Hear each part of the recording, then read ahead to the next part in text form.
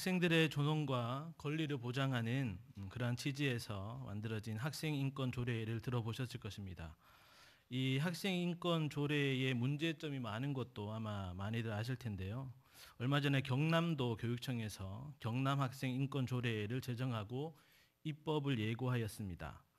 그 내용 중에는 학생들이 수업 시간에 핸드폰을 들고 있어도 괜찮고 학교에 술, 담배 등 유해 물품을 가져가도 소지품 검사를 할 수 없기 때문에 단속을 할 수 없고, 또 두발도 자유고 용모도 자유여서 머리가 길거나 짧아도 되고 염색을 해도 되고 파마도 해도 되고 교복을 입지 않아도 됩니다.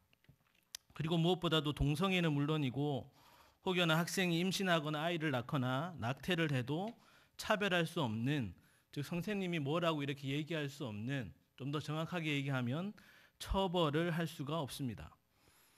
이전에는 학생인권 조례가 있어도 학교장 재량으로 어느 정도 이렇게 교칙을 만들고 했었는데요.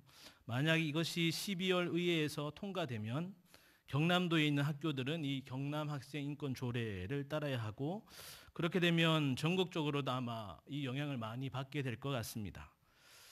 옛날에는 자녀들이 학교에 가 있는 시간만큼은 정말 안심이 되었는데 이제는 꼭 그렇지만도 않습니다. 저도 초등학생과 중학생을 두고 있는 학부모로서 너무너무 염려가 됩니다. 그래서 학기 초에 자편향에 따른 바뀐 교칙들은 혹 없는지, 교과서는 괜찮은지 살펴보러 하고, 또 기회가 있을 때마다 아이들에게 관련 내용들을 얘기하려고 노력합니다. 사실 자녀를 둔 부모들은 자녀가 태어나고 또 어릴 때만 해도 사랑하는 자녀에게 아름다운 모습만 보여주고 또 아름다운 얘기만 들려주고 싶어 하는 것이 인지상정입니다. 그러나 이 세상은 아름답고 좋은 것만 있단다라고 얘기하기에는 이미 제약이 가능할 뿐 아니라 시간이 가면 갈수록 폐역함은 물론 우리 자녀들에게는 너무나 무서운 세상이 되어버렸습니다. 더군다나 온갖 악한 유혹들이 넘쳐나는 가운데 성도된 부모로서 우리 자녀들이 SFC라는 이름대로 또 새벽 이슬 같은 주의 청년으로 살아가야 함을 나름 어르고 달래고 훈계를 하지만, 사랑하는 자녀를 향한 그 부모의 마음을 아는지 모르는지 자녀들은 반복되는 얘기에 꼰대라고 얘기하며 잔소리로 치부해 버리는 것 같아서 안타깝기도 합니다. 예수 그리스도의 형제인 유다 또한 그러한 심정으로 이 유다서를 기록하였습니다. 3절에 있는 대로 유다는 초대교회의 사랑하는 자녀들, 즉 성도들에게 처음에는 하나님의 은혜로 받은 구원에 대해 편지하라고 하였습니다. 그러나 예수님이 이 땅에 오신 후 100년이 채 되기도 전에, 예수님이 부활을 승천하시고 50년이 채 되기도 전 1세기 말에 이미 영지주의자들을 비롯한 이단들이 교회 안팎으로 창궐하였습니다. 특히 4절에서 유다는 교회 안으로 가만히 들어온 사람, 즉 이단 사상의 영향을 받아 성도들에게 잘못된 교리와 교훈을 가르치는 거짓 교사들이 이미 있음을 주지하고 그들의 미혹에 이끌리지 않고 성도로서 믿음의 도를 지켜 싸울 것을 권면하기 위해 지금 이 편지를 쓰고 있는 것입니다. 특별히 유다는 편지를 마무리하면서 17절에 사랑하는 자들아 너희는 우리 주 예수 그리스도의 사도들이 미리 한 말을 기억하라고 말하고 있습니다. 여기 사도들이란 베드로를 비롯한 앞선 세대의 사도들로서 그들 또한 마지막 때에 거짓 예언자, 거짓 교사가 나타날 것을 너희에게 지금 말하고 있음을 강조하면서 어쩌면 잔소리처럼 들리는 이 검명과 훈계가 얼마나 중요하며 또한 반드시 기억해야 할 것임을 강조하고 있는 것입니다. 특히 18절에 마지막 때라는 이 헬라어 크로누라는 단어는 특정 시점을 의미하지 않고 기간의 개념을 나타내는 것으로 예수님의 초림부터 재림까지의 모든 시간을 종말론적으로 표현한 것입니다.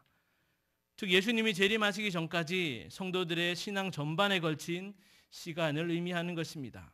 다시 말해 유다가 편지를 쓰는 그때뿐만이 아니라 예수님이 재림하실 때까지 계속해서 거짓 교사들이 나타날 것임을 강조하고 있는 것입니다. 그렇다면 예나 지금이나 그리고 앞으로 그러한 거짓 교사들의 미혹으로부터 성도들은 어떠한 자세로 신앙의 진보를 이루며 성화의 삶을 힘있게 싸워 나갈 수 있는지 오늘 말씀을 통해서 함께 은혜를 나누기 원합니다. 첫째로 성도는 거짓을 가르쳐 유혹하는 자들을 경계하고 그들의 악행을 좇지 않도록 주의해야 합니다. 본문 18절과 19절을 다 함께 합독하겠습니다. 시작.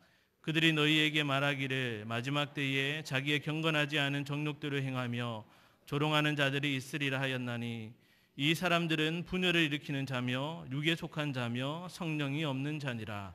아멘. 18절에 마지막 때에 자기의 경건하지 않은 정욕대로 행하며 라고 했습니다. 당시 거짓 교사들은 하나님의 은혜는 어떠한 죄라도 사할 수 있을 만큼 크기 때문에 인간이 어떠한 죄를 지어도 무방하다고, 오히려 죄가 크면 은혜가 크다면서 육체적 범죄 행위를 정당화시켰습니다. 즉 경건한 삶보다는 육체적 본성에 따라 사는 삶을 교리적으로 합리화시켜 도덕을 폐기하고 쾌락주의적 생활을 하고, 그것을 또한 다른 사람에게 전하는 자기의 경건하지 않은 정욕대로 행하였던 것입니다. 여기 정욕대로 행한다는 것은 쉽게 말해서 자기 욕심대로, 자기 하고 싶은 대로 산다는 것입니다. 그리고 자기 욕심에 이끌려 정욕대로 사는 사람들에게 나타나는 구체적인 모습들에 대해서는 16절에 이미 언급하고 있습니다. 즉 16절에 원망하는 자며 불만을 토하는 자며 그 정욕대로 행하는 자라, 그 입으로 자랑하는 말을 하며 이익을 위하여 아첨하느니라고 했습니다. 여기 원망과 불평과 자랑과 아첨은 모두가 다 입으로 내뱉는 표현들입니다. 다시 말하면 마음속 깊은 곳에 그러한 것들이 자리를 잡고 있기 때문에 입을 열기만 하면 그런 것들이 저절로 튀어나오는 것입니다. 쉽게 말해서 자기 욕심만을 위하는 사람, 자기 생각대로만 되기를 원하는 사람은 그 원하는 것이 채워지지 않을 때 남이나 환경 등을 탓하며 원망과 불평의 소리를 내뱉고, 또한 자기 욕심을 채우기 위해서 자기가 대단한 사람이라도 되는 양 자기를 자랑하고, 때로는 아첨의 말도 서슴지 않는 것입니다. 그리고 이러한 정욕대로 행하는 사람은 또한 조롱하는 자들임을 부연 설명하고 있습니다. 여기 조롱이란 다른 사람을 속여 희롱하거나 농락하는 것, 그리고 실없는 말로 히덕거리는 것을 의미합니다. 당시 거짓 교사들은 자신들만이 특별한 계시를 받아 특별한 영적인 존재인 양 착각하고 성도들에게 거짓을 말하며 성도들을 조롱하였고, 그것은 곧 하나님을 조롱하는 것과 마찬가지였습니다. 또한 19절에 이 사람들은 분열을 일으키는 자며라고 했습니다. 여기 분열을 일으킨다는 것은 한계선을 그어놓고 다른 것을 떼어놓는, 즉 분리하다는 뜻입니다. 쉽게 말해 당파를 조장하여 자기들끼리 뭉친다는 것인데, 현재 분사의 단어를 써서 그러한 일을 계속해서 반복적으로 하고 있음을 나타내고 있습니다. 당시 거짓 교사들은 자신들은 우월한 존재로 자처하며 자신들에게 속하지 않은 사람은 세속적이고 썩어 없어질 저급한 영혼을 가진 육적인 사람으로 여겨서 분리하고 당을 나누었습니다. 이러한 분열로 말미암는 당파를 짓는 것은 성도들의 신령하고도 살아있는 교제를 해방하여 교회 공동체를 깨뜨리는 것이었고, 때문에 바울은 갈라디아서에서 당 짓는 것과 분열함은 육체의 일이라고 엄중히 경고하였던 것입니다. 그래서 계속되는 19절에서도 이러한 자들을 육에 속한 사람이라고 말하고 있습니다. 여기 육에 속했다는 것은 인간들이 짐승들과 공통적으로 가지고 있는 비영적인 것을 말하는 것으로, 즉 욕구와 정욕에 복종하는 감각적인 본성에 지배를 받는 상태를 말합니다. 이는 곧 성령의 교통하심과 역사하심이 결연된 상태로 이 세상 것들에 집착하는 곧 성령이 없는 자를 말하는 것입니다. 다시 말해 성령을 무시하고 자기가 하고 싶은 대로 육신을 따라서 사는 사람이라는 뜻입니다. 이렇게 교회에 가만히 들어온 거짓 교사는 정욕대로 행하며 조롱하기를 일삼고 교회 안에서 분열을 일으키는 성령이 없는 육에 속한 사람임을 구체적으로 말하면서 그들을 경계해야 하며, 또한 그들과 같은 악한 모습을 쫓지 않도록 엄하게 경고하고 있는 것입니다. 얼마 전 주일 교회 성교원 앞에 재림 예수교라고 이단이 왔던 적이 있었습니다. 아마 성도님들도 많이 보셨을 텐데요. 그들은 1976년 이미 죽은 구인회를 재림 예수라며 재림 예수를 믿으라고 피켓을 들고 전도 아닌 홍보를 하였습니다. 또 놀라운 점은 예전에는 보이지 않는 곳에서 교묘하게 활동을 했던 이단들이 요즘은 도심 한복판이나 심지어는 대형 교회 앞에서 보란 듯이 한다는 것입니다. 그러나 외부의 적보다 내부의 적이 치명적이듯 문제는 교회 공동체 안에 거짓 교사들이 이미 들어와 있을 때입니다. 그들은 오늘 말씀에서 경고해 주는 대로 자기의 경건치 않은 정욕대로 행하고 다른 사람이나 성도들이나 기존 교회를 조롱하며 교회 공동체를 교묘하게 분열시킬 것입니다. 때문에 우리 주위에 이러한 모습을 보이는 거짓 교사들이 있지는 않는지 우리는 늘 경계를 해야 하는 것입니다. 여기서 정말 더 주의하고 조심해야 할 것은 자칫 내 주변의 성도들이 거짓 교사들과 같은 모습을 보일 때가 있다는 것입니다. 왜냐하면 그 특징들이라는 것이 성화의 가정 중에 있는 성도들이 자주 범하는 악습과 실수와 죄된 인생의 연약에 따른 모습이기도 하기 때문입니다. 즉 예수를 주로 고백하고 신앙생활을 하고 있지만 경건의 능력은 고사하고 경건의 모습이 1도 보이지 않을 때가 있고 교회 중심의 삶보다는 여전히 세상 것을 버리지 못하고 자기 욕심에 이끌려 살기도 하고 때로는 다른 사람을 비방하고 교회를 욕하기도 하고 때로는 성도들 간의 다툼으로 분열을 일으키게도 보이기도 하며 때로는 끼리끼리 뭉쳐 다니게도 보이는 것입니다. 때문에 주변 성도들에게 이런 모습들이 간혹 보인다고 해서 함부로 거짓 교사로 판단하고 무조건 멀리하고 외면한다든지 심지어는 마녀 사냥하듯 비판하고 정죄해서는 안 되는 것입니다. 오히려 우리는 나에게 그러한 모습들이 있지는 않는지 거짓 교사를 경계하듯 스스로의 모습에 더 예의주시해야 합니다. 손자병법에 지피지기면 백전불패라는 말처럼 상대방에 대해 알고 있는 것도 중요하지만 나 자신에 대해서도 제대로 파악하고 있을 때 결코 패하지 않는 것입니다. 우리에게 있어 가장 우선 우상이 바로 우리 자신이듯 우리에게 있어 가장 큰 적은 바로 나 자신임을 명심해야 하는 것입니다. 특별히 우리는 거짓 교사들처럼 원망과 불평과 자랑과 아첨 등 너무나도 쉽게 입을 열어 말로 저지르는 악행을 좇고 있지는 않는지 주의해야 합니다.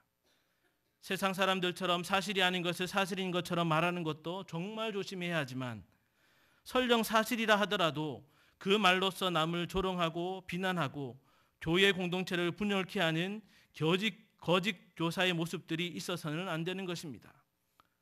바울의 말처럼 내게는 모든 것이 가할 수 있으나 다른 사람에게는 모두 유익한 것이 아닐 수 있고 오히려 그것이 그 사람을 시험에 들게 할 수도 있는 것입니다.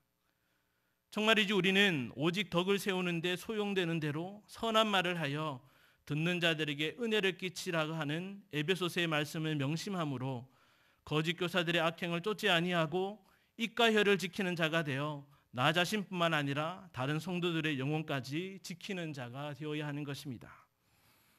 정말이지 온갖 술수와 계략과 방법으로 우리를 미혹해 하는 거짓 교사들을 경계하고 각자 스스로가 더욱더 그들의 악행을 좇지 않도록 주의함으로 날마다 신앙의 진보를 이루어가는 성도님들 되시기를 간절히 바랍니다.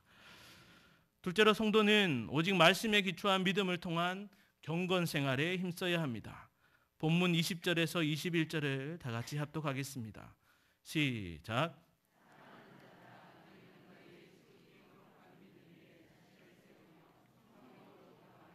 하나님의 사랑 안에서 자신을 지키며 영생에 이르도록 우리 주 예수 그리스도의 공류를 기다리라. 아멘. 앞서 거짓 교사들의 정체를 밝힌 유다는 사랑하는 자들, 즉 성도들이 미혹에 빠지지 않기 위한 성결하고 거룩한 정통신앙을 토대로 경건생활을 계속해 가기를 권면하고 있습니다. 그러한 경건생활을 위해 가장 먼저 선행되어야 할 것으로 20절에 너희는 너희의 지극히 거룩한 믿음 위에 자신을 세우며 라고 말하고 있습니다. 여기 지극히 거룩한 믿음이란 지극히 거룩한 하나님께로부터 온 선물을 말합니다. 특히 이 믿음은 교회의 머리 대신 예수님에 대한 사도들의 신앙 고백과 증언으로 세워진 교회의 전통을 따라 주어진 진리와 교리로 말미암는 확실한 지식에 근거한 믿음으로써 그렇게 전승된 신앙의 토대 위에 각자 자신의 신앙적 삶을 형성시키게 됨을 말하는 것입니다.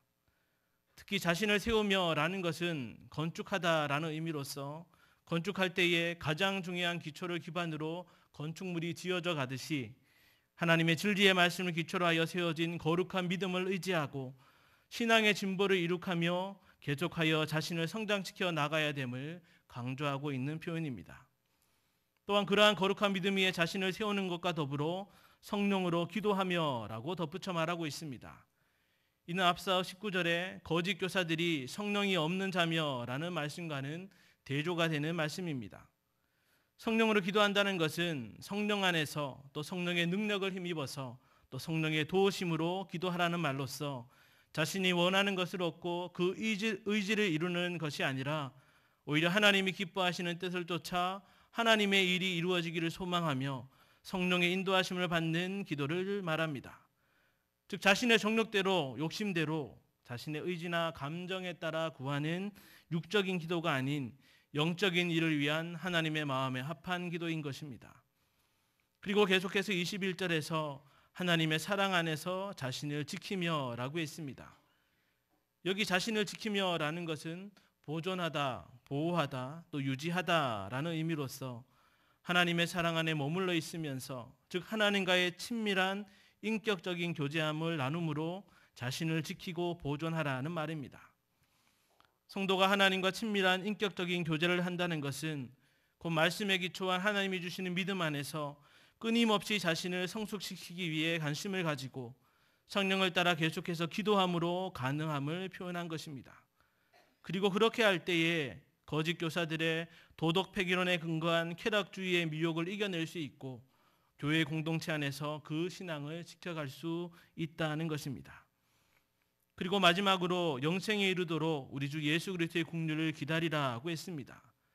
이것은 영원한 생명에 이르기까지 예수님의 재림의 때를 소망하며 기다리라는 것을 말합니다.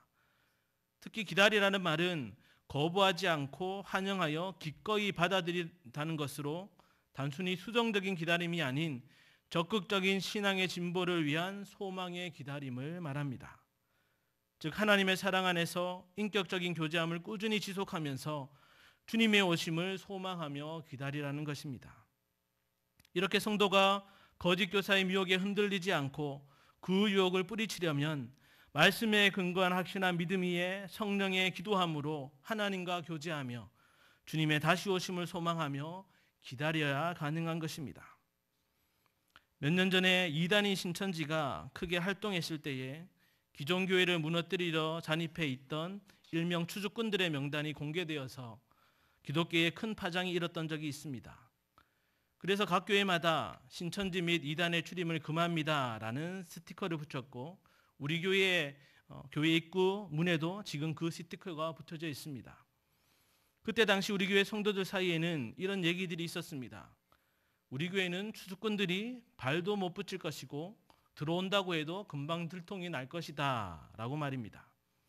그 이유인즉슨 우리 교회가 말씀 중심의 교회이고 또한 우리 성도들이 구역 예배나 성경 공부를 통해 기독교 칠영리를 몇 번씩이나 반복적으로 또는 지겹도록 공부해서 추수꾼들이 조금이라도 허튼 소리를 하면 금방 알아낼 수 있다는 것이었습니다. 이것은 어쩌면 그럴 수도 있겠다는 정도가 아니라 이단과 거짓 교사들의 미혹에 맞서 가장 우선적이고도 확실한 답입니다. 즉 말씀 중심으로 온전히 세워진 교회, 말씀에 기초한 확실한 지식 위에 그 믿음을 세우고 있는 성도는 결코 거짓 교사들의 미혹과 심지어 그 핍박도 든든히 이겨낼 수 있는 것입니다. 사도행전에 나오는 오순절 성령 강림 이후 세워진 초대교회 예루살렘 교회를 한번 보십시오. 우리는 이 초대교회를 생각하면 재산과 소유를 팔아 서로 물건을 통용하고 그 필요에 따라 서로 나눠준 것만 떠올리지만 사실 이 초대교회는 말씀으로 시작된 말씀 중심의 교회였습니다.